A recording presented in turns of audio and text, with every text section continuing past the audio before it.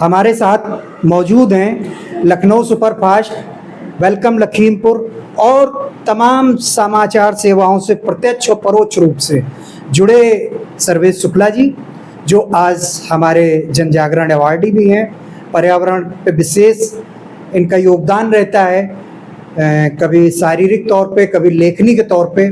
तो हम सीधे सीधे चलते हैं। सर्वेश शुक्ला जी, आपका बहुत बहुत स्वागत है हमारे स्टूडियो में। जी, बहुत बहुत आपका धन्यवाद दैनिक जनजागरण के संरक्षक अनूप जी का और दैनिक जनजागरण के संपादक अनिल जी का, जिन्होंने मुझे इस मंच तक बुलाया और मुझे ये सम्मान दिया। हम सीधे सीधे आपसे ये जानना चाहेंगे, जो पर्यावरण तमाम कार्यक्रम आयोजित हो रहे हैं, तमाम इसके बावजूद ग्लोबल वार्मिंग तेजी से बढ़ रही है और मौसम आप देख ही रहे होंगे, तो इसमें कहाँ तक किसे जिम्मेदार ठहराते हैं, क्या चुनौती है?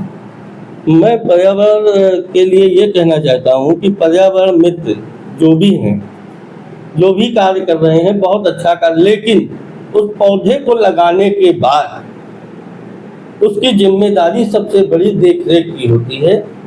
पौधा तो हर आदमी लगा देता है, 20 फोटो खिंचा लेता है, लेकिन उस पौधे को लगातार मॉनिटरिंग करना, ये सबसे बड़ी चीज होती है कि हमने जो पौधा लगाया है वो पौधा कहाँ तक सफल हुआ है, ना कि खाली गिनतियों में वो पौधे हो कि मैंने 5000 पौधे लगाए, लेकिन 5000 में आपके पौधे चले कितने।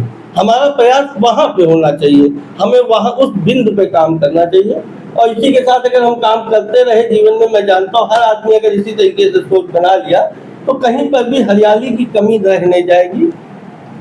तो जैसा कि आप कह रहे थे, इसमें एक अच्छी बात बताएं ये कि जो वन विभाग है, इसकी तरफ से हमारे लखीमपुर शहर में जो पर्यावरण मित्र समूह है, उन्होंने जो पौधे लगाए हैं उसके 70 से 80% डिक्लेयर किया कि वो चल रहे हैं पिछले 1 सालों में।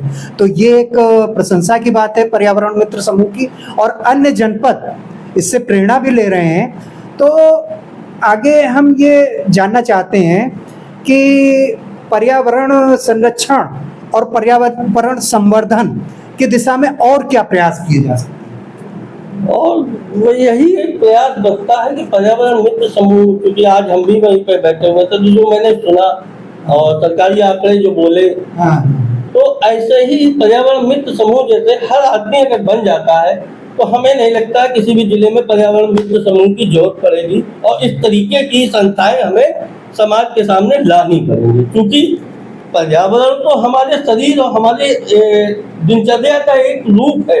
जिस तरीके से हम भोजन करते हैं उस तरीके से हमारा पर्यावरण भी रूप है। भोजन के 2 दिन नहीं खाएंगे तो हम रुक जाएंगे, हमें कुछ नहीं होगा, लेकिन हम एक दिन हवा नहीं मिलेगी तो हम जी नहीं पाएंगे। तो ये तो बहुत अच्छी चीज है पर्यावरण मित्र की। मैं बार बार धन्यवाद देता हूँ जो भी पर्यावरण मित्र के सदस्य हैं, लेकिन इस तरीके की संस्थाएं ना बने, उसके लिए हमें आपको स्वयं जागरूक होना पड़ेगा, हमें आपको स्वयं मंच देखना पड़ेगा, हमें आपको स्वयं पौधा लगाना पड़ेगा। इस तरीके के प्रश्न करने की फिर उस समय उसके बाद कोई आवश्यकता हमारी समझ से जीवन में रह नहीं जाती है, अगर आदमी अपने आप जागरूक होता है तो आप सुन रहे थे पत्रकार सर्वेश शुक्ला जी को। इन्होंने जन चेतना पे किस तरीके से अपने थीसिस, अपने विचार दिए। धन्यवाद।